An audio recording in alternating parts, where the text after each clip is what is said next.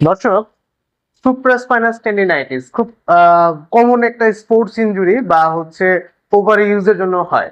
Basically আমাদের shoulder জয়েন্টে খুব গুরুত্বপূর্ণ চারটা muscle, supraspinatus, infraspinatus, teres minor and subscapularis. এই চারটা মাসেলের মধ্যে সব থেকে গুরুত্বপূর্ণ হচ্ছে সুপ্রাস্পাইনাস, এবং এটাতে ইনজুরি হয়, ইনফ্লামেশন হয়, যাকে সুপ্রাস্পাইনাস টেন্ডিনাইটিস বলে।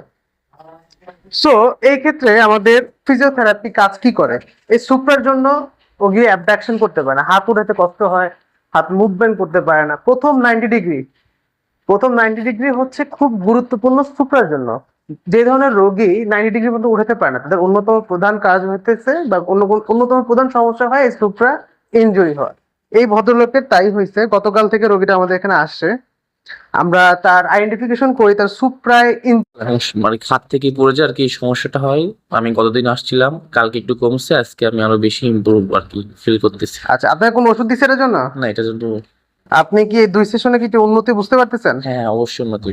ওকে দর্শক, সুপ্রাস্পাইনাস টেন্ডিনাইটিস যদি এই ধরনের সমস্যা পড়েন, অবশ্যই আপনি ওষুধ না নিয়ে অবশ্যই একজন কোয়ালিফাইড ফিজিওথেরাপিস্ট এর শরণাপন্ন হবেন। তিনি আপনাকে অ্যাসেসমেন্ট করবেন, ডায়াগনোসিস করবেন। যদি সঠিকভাবে আপনার ইনজুরির মাত্রা নিরূপণ করা যায়, আপনি অবশ্যই সুস্থ হবেন। আবারও বলি, সুপ্রাস্পাইনাস ইনজুরি কিন্তু আমাদের কনসার্নের বিষয়, কারণ এটার জন্য আমাদের মুভমেন্ট রেস্ট্রিকশন হয় এবং পরবর্তীতে ফ্রোজেন শোল্ডার নামক বা কাঁধ জমে যাওয়া জনিত সমস্যা কিন্তু আমরা পতিত হইতে পারি।